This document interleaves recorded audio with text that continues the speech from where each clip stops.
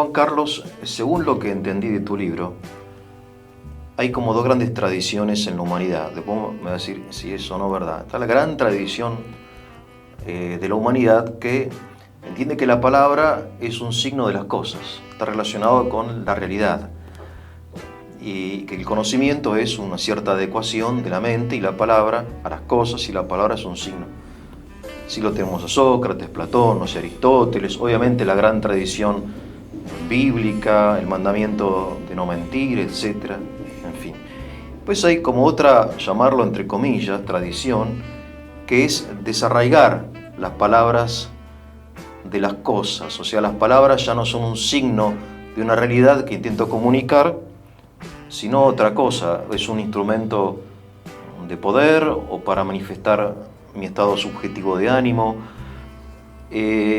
¿Va por ahí la cosa? Así es. A ver, contame. Hiciste muy bien en decir otra tradición, entre comillas, porque claro, es un poco eso, es una falsa tradición, una pseudo tradición. No sé, los sofistas supongo que irán por ahí.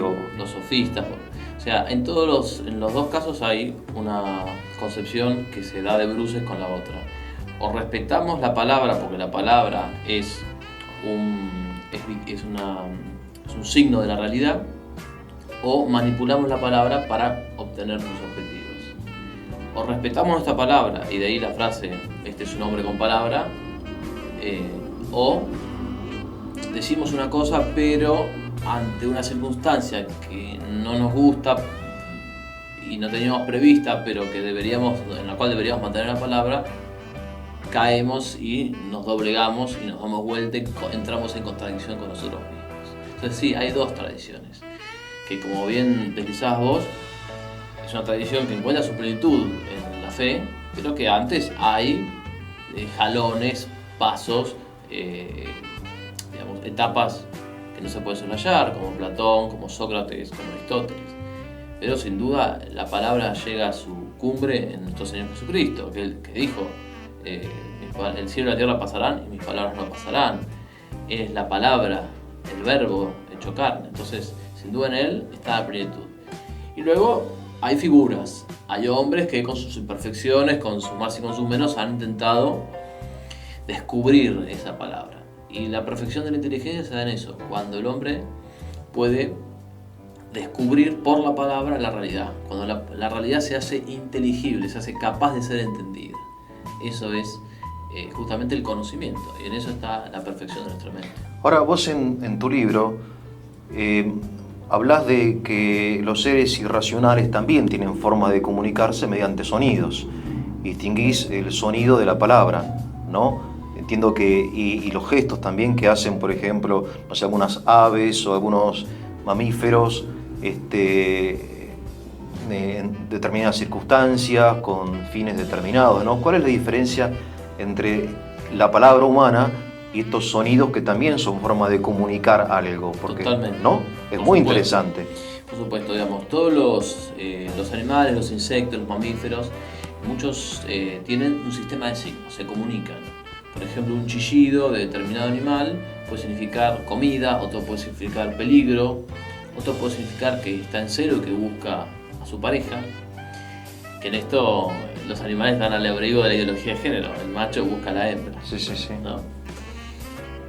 Pero justamente, ¿qué es el plus de la palabra? Porque el sonido es simplemente la vibración de aire que llega a nuestro tímpano, que impacta en nuestro tímpano, pero la palabra ya es esa misma vibración de aire, pero significativa.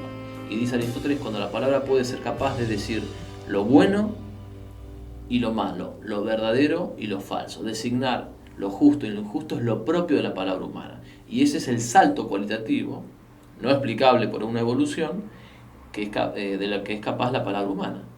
Por eso es que la palabra no es mero sonido, sino que comunica un concepto, una idea. Ahora bien, sí, si ese concepto, si nuestra palabra humana, que es capaz de comunicar conceptos e ideas, se degrada a mera imagen, a mero sentimentalismo, entonces estamos cayendo justamente en el lenguaje propio de los animales. Bien, ahora aparentemente la palabra es un gran don, es una gran cosa que muchas veces no nos detenemos a reflexionar sobre la importancia que tiene esta capacidad de comunicarnos mediante palabras. vos en tu libro al principio traes una cantidad muy hermosa y muy linda de textos de diversos autores que ensalzan la palabra como algo extraordinario y algo que merece ser cuidado, valorado, y que a su vez puede ser causa de muchos bienes o también de muchos males, ¿no? Tiene cierta ambigüedad esta cosa Así de la es, palabra. como todas las cosas buenas, ¿no? exactamente. Puede ser una cosa muy grande hecha para el bien, o una cosa muy grande y torcida, distorsionada para el mal. Fíjate, por ejemplo, que por la palabra hacemos los contratos, los pactos, ese adagio tan propio del mundo del derecho, pacta sunt servanda, ¿no? El hecho de que la palabra comunica, nos ponemos de acuerdo y decimos, mirá, yo te voy a entregar la casa a cambio de tanta plata el día tal, a la hora tal, y en el lugar cual. Y la cuestión es que estemos ahí. Y siempre decimos que un hombre de palabra es el que trata de anticiparse, de estar 10, 15 minutos antes, como para que cualquier imprevisto tenga un margen para manejar, para no dejar de esperar al otro. Y si decimos estamos en un lugar, estamos en ese lugar. Si de repente no pudimos asistir a ese lugar, explicamos por qué. Decimos, mirá, ocurrió este imprevisto, a mi tía le pasó esto, a mi mamá tal cosa, a mi hermano, a mi novia. Sí. Entonces, somos capaces de dar una explicación. No es que dejamos todo librado. Entonces, somos personas de palabra. También hay otro adagio que dice, hablando se entiende la gente, ¿no?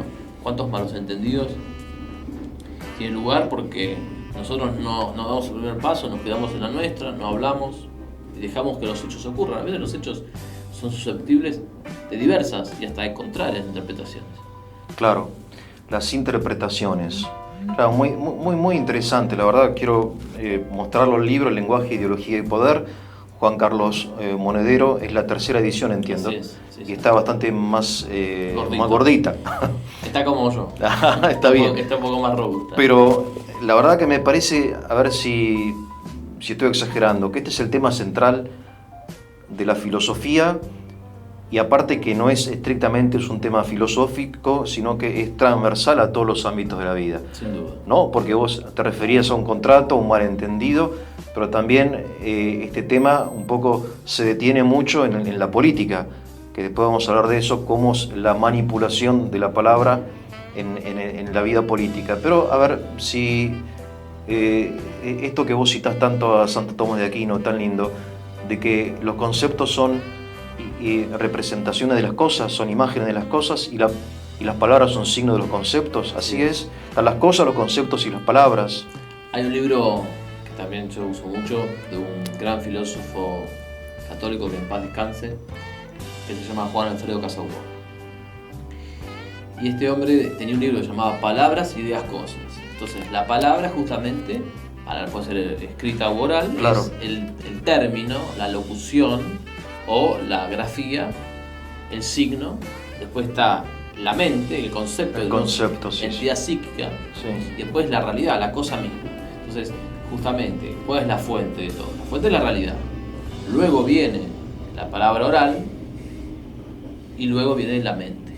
Entonces, nosotros primero pensamos, luego hablamos. El niño, antes de empezar a hablar, ya tiene conceptos e ideas en su cabeza, pero luego puede ponerlas y manifestarlas por la palabra. Ahí está la grandeza de la palabra. Y la palabra debe reflejar la mente y la mente debe reflejar la realidad. Sí, pero de hecho hay porque existen muchas lenguas, está el español, el inglés, el ruso, qué sé yo.